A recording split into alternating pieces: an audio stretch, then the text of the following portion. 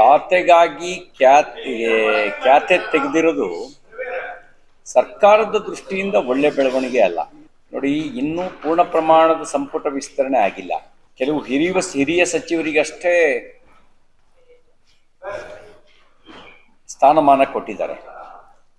ಹಿರಿಯ ಸಚಿವರಲ್ಲೇ ಅಸಮಾಧಾನ ಆದರೆ ಪೂರ್ಣ ಪ್ರಮಾಣದ ಸಚಿವ ಸಂಪುಟ ವಿಸ್ತರಣೆ ನಂತರ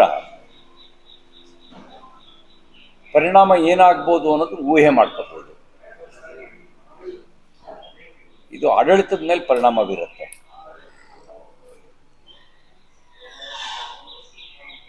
ಬಹುಶಃ ಇವ್ರನ್ನ ಸಂಭಾಳಿಸೋದ್ರೊಳಗಡೆನೆ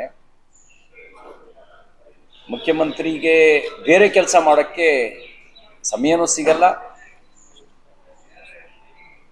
ಬೇರೆ ಕೆಲಸ ಮಾಡೋಕ್ಕೂ ಸಾಧ್ಯ ಆಗಲ್ಲ. ಒಂದು ಕಡೆಗೆ ರಾಜ್ಯದ ಆರ್ಥಿಕ ಪರಿಸ್ಥಿತಿ ಹದಗೆಟ್ಟಿರೋದು. ಹಿಂದೆ ಸಿದ್ದರಾಮಯ್ಯನವ್ರು ಬಜೆಟ್ ಮಂಡಿಸ್ದಾಗ್ಲೇ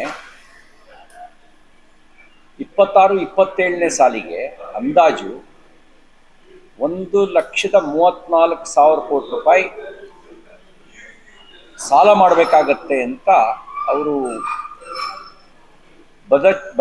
ಬಜೆಟ್ ಮಂಡಿಸೋ ಸಂದರ್ಭದಲ್ಲಿ ಹೇಳಿದ್ರು. ಅಂದರೆ ಕ್ಯಾಪಿಟಲ್ ಇನ್ವೆಸ್ಟ್ಮೆಂಟು ಮತ್ತು ಕಮಿಟೆಡ್ ಎಕ್ಸ್ಪೆಂಡಿಚರು ಎರಡೂ ಸೇರಿ 1,34,000 ಕೋಟಿ ರೂಪಾಯಿ ಹೊಸ ಸಾಲ ಈ ವರ್ಷಕ್ಕೆ ಅಂತ.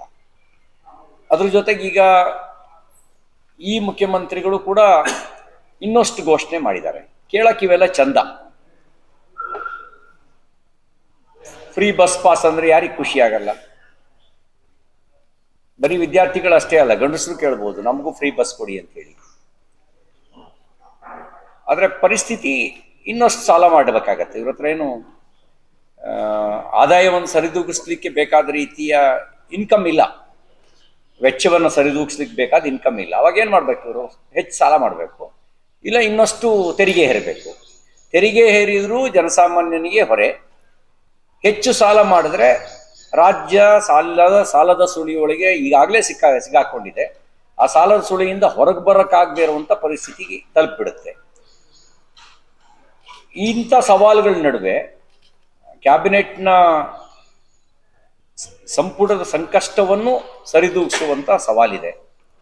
ಹೇಗೆ ನಿಭಾಯಿಸ್ತಾರೋ ನೋಡೋಣ. ಮಾನ್ಯ ಮುಖ್ಯಮಂತ್ರಿ ಶಿವಕುಮಾರ್ ಅವರು ಅನುಭವಿಗಳೇನೋ ಹೌದು, ಅವ್ರದ್ದು ವಾಸ್ಟ್ ಎಕ್ಸ್ಪೀರಿಯನ್ಸ್ ಇದೆ.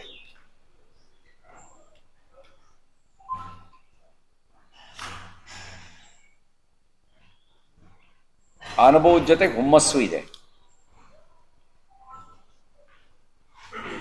ಕೊರತೆ ಇರೋದು ನಾನು ಹೇಳ್ಬಿಟ್ಟಿದ್ದೀನಿ, ಅವ್ರಿಗೆ ಕೊರತೆ ಇರೋದು ರಾಜ್ಯವನ್ನು ಅಭಿವೃದ್ಧಿಪಡಿಸಬೇಕು ಅನ್ನುವಂಥ ಇಚ್ಛಾಶಕ್ತಿಯ ಕೊರತೆ ಕಾಂಗ್ರೆಸ್ಸಿಗೆ ಇದೆ. ತಮ್ಮ ಅಭಿವೃದ್ಧಿ ಬಗ್ಗೆ ಅವರೆಲ್ಲರಿಗೂ ಚೆನ್ನಾಗಿ ಗೊತ್ತಿದೆ. ರಾಜ್ಯದ ಅಭಿವೃದ್ಧಿಯ ಕೊರತೆಯನ್ನು ತುಂಬಿಸುವ ಶಕ್ತಿಯನ್ನು ದೇವರು ಅವ್ರಿಗೆ ಕೊಡಲಿ, ಅಷ್ಟೇ ನಾವು ದೇವರಲ್ಲಿ ಕೇಳೋದು.